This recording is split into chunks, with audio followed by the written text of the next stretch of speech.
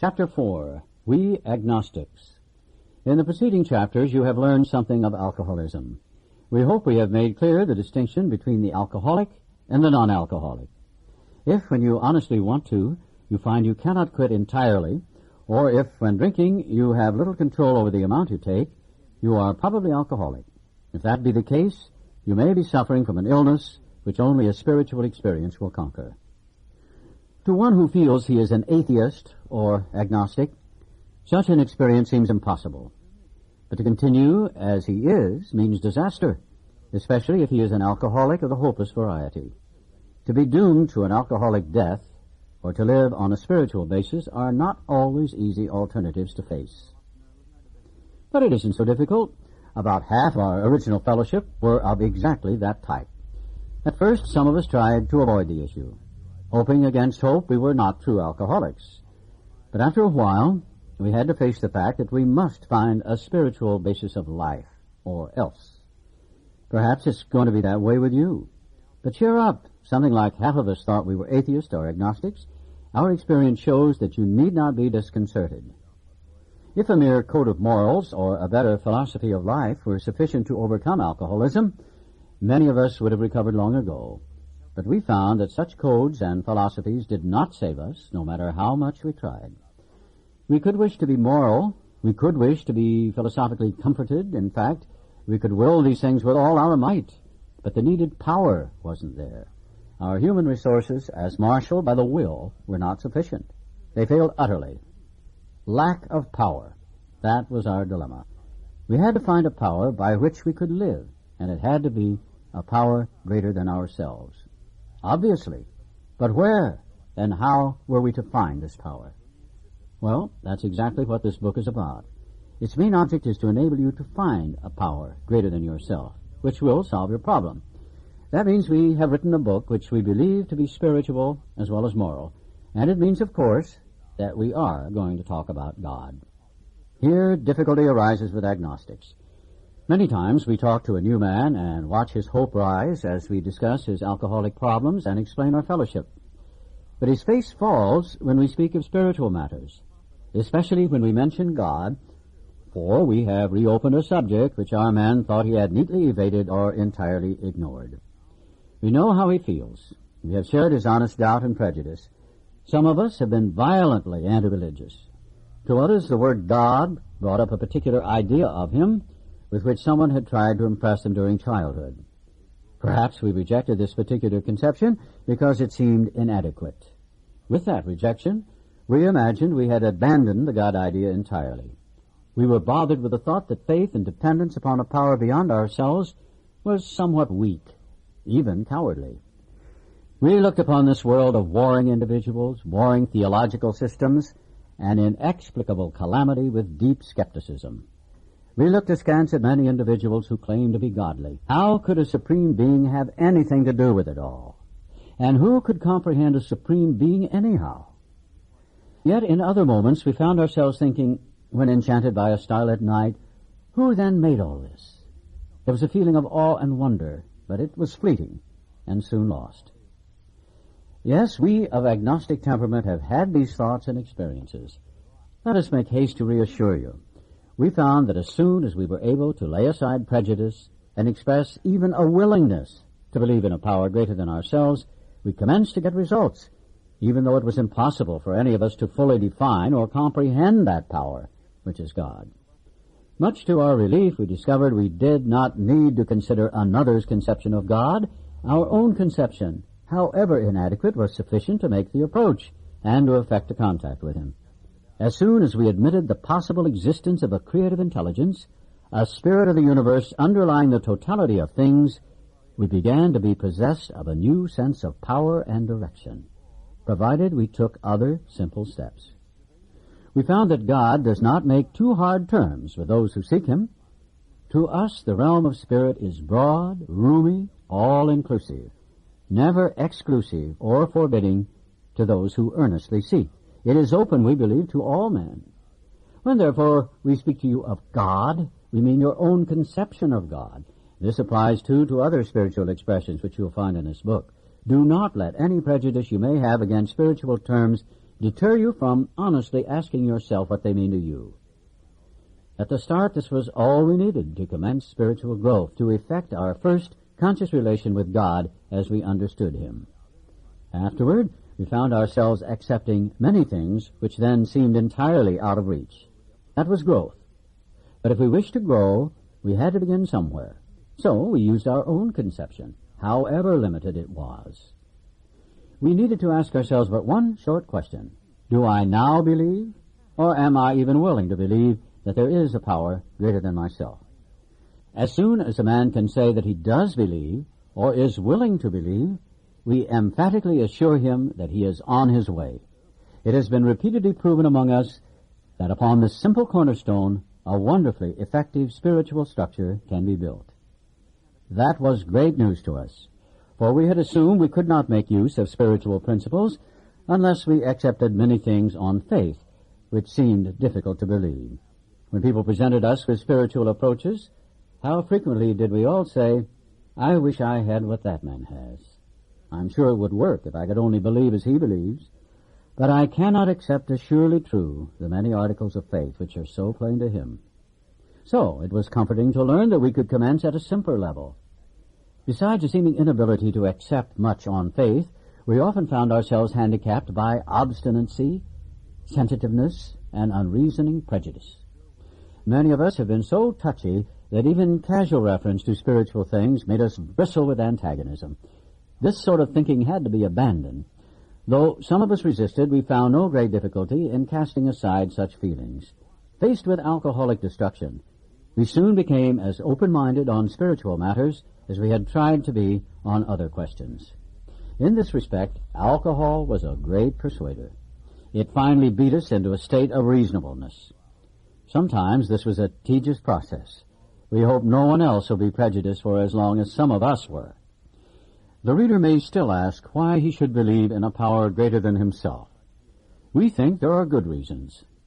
Let's have a look at some of them. The practical individual of today is a stickler for facts and results. Nevertheless, the 20th century readily accepts theories of all kinds, provided they are firmly grounded in fact. We have numerous theories, for example, about electricity. Everybody believes them without a murmur of doubt. Why this ready acceptance? Simply because it is impossible to explain what we see, feel, direct, and use without a reasonable assumption as a starting point. Everybody nowadays believes in scores of assumptions for which there is good evidence, but no perfect visual proof. And does not science demonstrate that visual proof is the weakest proof? It is being constantly revealed as mankind studies the material world that outward appearances are not inward reality at all. To illustrate, the prosaic steel girder is a mass of electrons whirling around each other at incredible speed. These tiny bodies are governed by precise laws, and these laws hold true throughout the material world. Science tells us so. We have no reason to doubt it. When, however, the perfectly logical assumption is suggested that underneath the material world and life as we see it, there is an all-powerful, guiding, creative intelligence, right there our perverse streak comes to the surface, and we laboriously set out to convince ourselves it isn't so. We read wordy books and indulge in windy arguments, thinking we believe this universe needs no God to explain it. Were our contentions true, it would follow that life originated out of nothing, means nothing, and proceeds nowhere. Instead of regarding ourselves as intelligent agents, spearheads of God's ever-advancing creation, we agnostics and atheists chose to believe that our human intelligence was the last word, the Alpha and the Omega, the beginning and end of all. Rather vain of us, wasn't it? We who have traveled this dubious path beg you to lay aside prejudice, even against organized religion. We have learned that whatever the human frailties of various faiths may be, those faiths have given purpose and direction to millions. People of faith have a logical idea of what life is all about. Actually, we used to have no reasonable conception whatever. We used to amuse ourselves by cynically dissecting spiritual beliefs and practices when we might have observed that many spiritually minded persons of all races, colors, and creeds were demonstrating a degree of stability, happiness, and usefulness which we should have sought ourselves. Instead, we looked at the human defects of these people and sometimes used their shortcomings as a basis of wholesale condemnation. We talked of intolerance while we were intolerant ourselves. We missed the reality and the beauty of the forest because we were diverted by the ugliness of some of its trees. We never gave the spiritual side of life a fair hearing. In our personal stories, you will find a wide variation in the way each teller approaches and conceives of the power which is greater than himself. Whether we agree with a particular approach or conception seems to make little difference. Experience has taught us that these are matters about which, for our purpose, we need not be worried. They are questions for each individual to settle for himself. On one proposition, however, these men and women are strikingly agreed. Every one of them has gained access to and believes in a power greater than himself. This power has, in each case, accomplished the miraculous, the humanly impossible. As a celebrated American statesman put it, let's look at the record. Here are thousands of men and women, worldly indeed. They flatly declare that since they have come to believe in a power greater than themselves, to take a certain attitude toward that power, and to do certain simple things, there has been a revolutionary change in their way of living and thinking.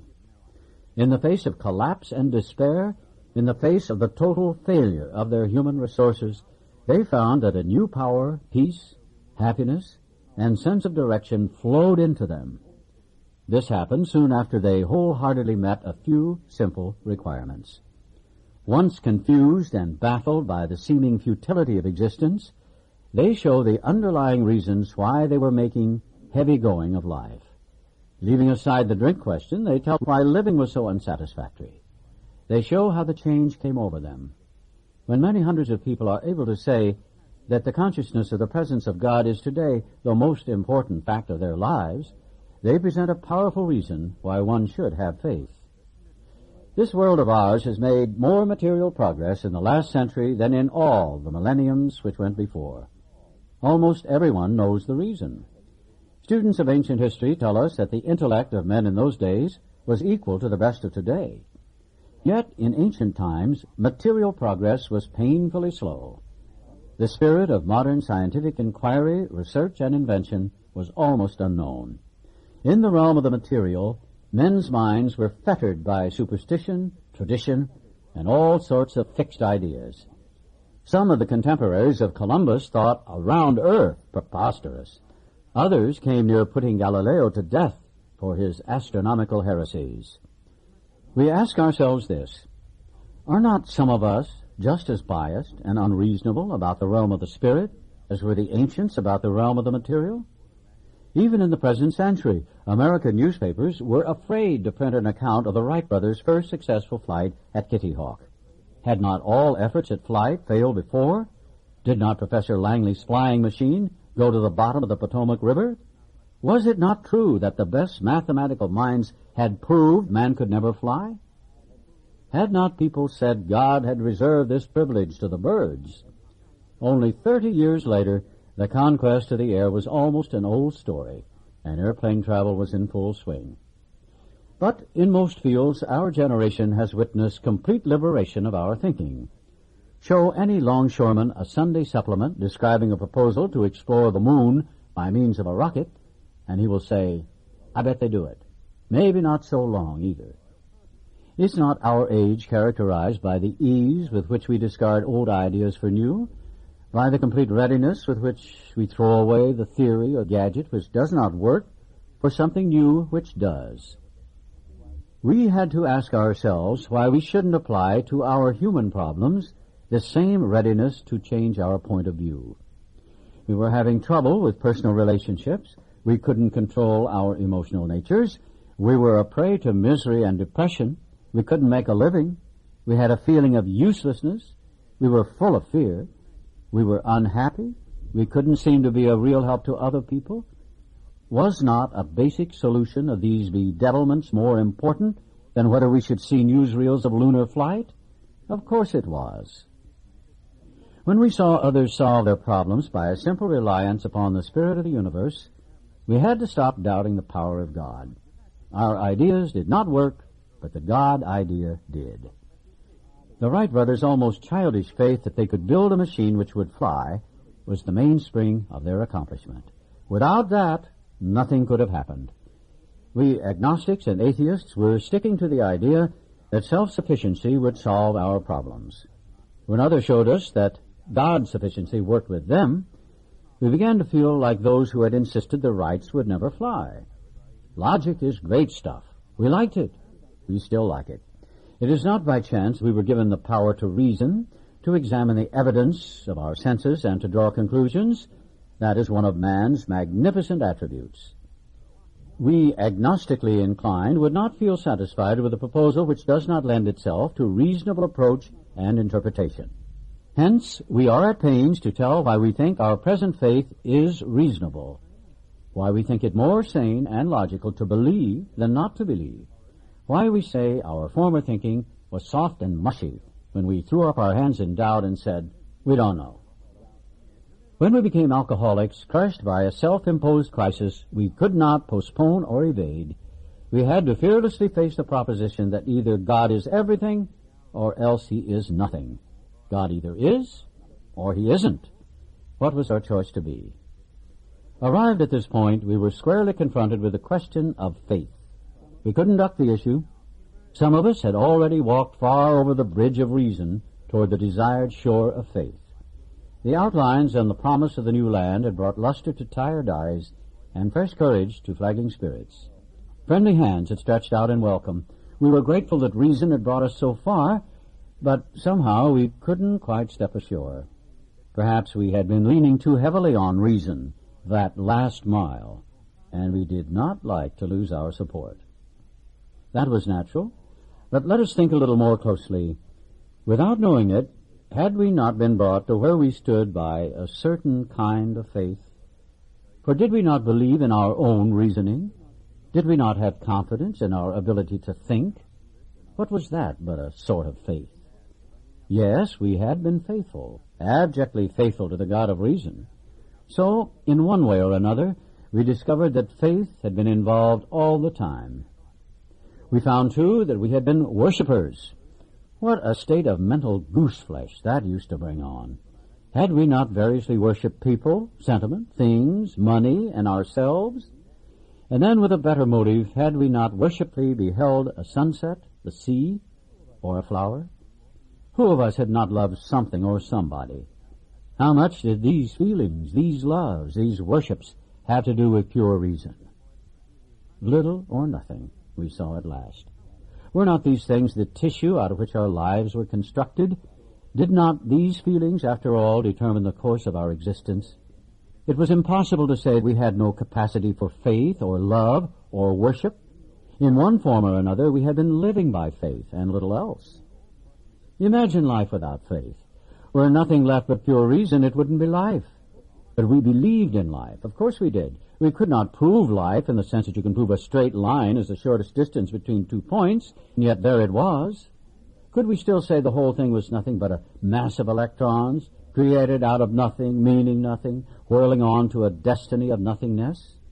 Of course we couldn't. The electrons themselves seemed more intelligent than that. At least, so the chemist said. Hence we saw that reason isn't everything.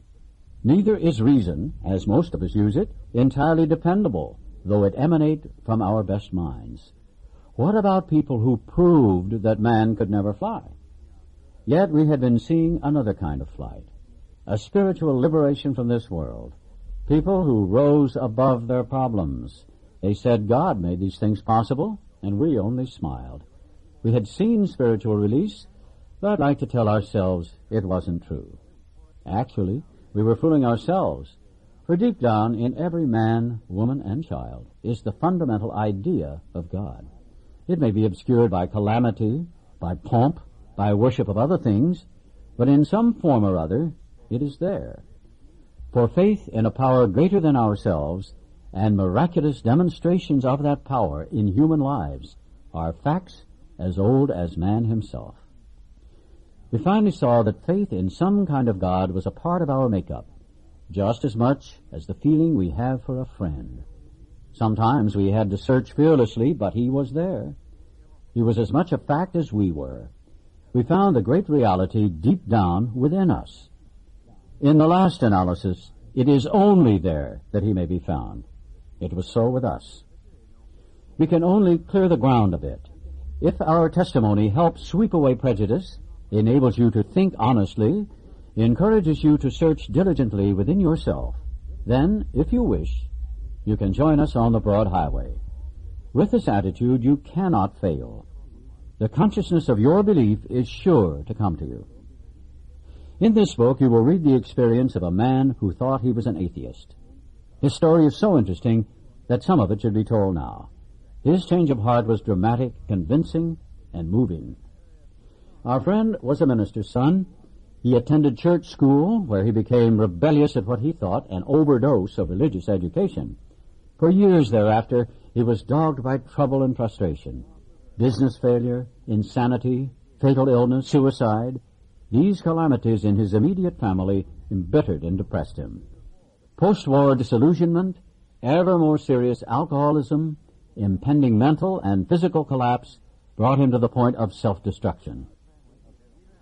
One night, when confined in a hospital, he was approached by an alcoholic who had known a spiritual experience. Our friend's gorge rose as he bitterly cried out, "If there is a God, he certainly hasn't done anything for me." But later, alone in his room, he asked himself this question: is it possible that all the religious people I have known are wrong? While pondering the answer, he felt as though he lived in hell. Then, like a thunderbolt, a great thought came. It crowded out all else. Who are you to say there is no God? This man recounts that he tumbled out of bed to his knees. In a few seconds he was overwhelmed by a conviction of the presence of God. It poured over and through him with the certainty and majesty of a great tide at flood. The barriers he had built through the years were swept away. He stood in the presence of infinite power and love. He had stepped from bridge to shore. For the first time, he lived in conscious companionship with his Creator. Thus was our friend's cornerstone fixed in place. No later vicissitude has shaken it. His alcoholic problem was taken away. That very night, years ago, it disappeared. Save for a few brief moments of temptation, the thought of drink has never returned. And at such times a great revulsion has risen up in him. Seemingly he could not drink even if he would. God had restored his sanity. What is this but a miracle of healing? Yet its elements are simple. Circumstances made him willing to believe. He humbly offered himself to his Maker. Then he knew. Even so has God restored us all to our right minds. To this man, the revelation was sudden. Some of us grow into it more slowly. But he has come to all who have honestly sought him. When we drew near to him, he disclosed himself to us.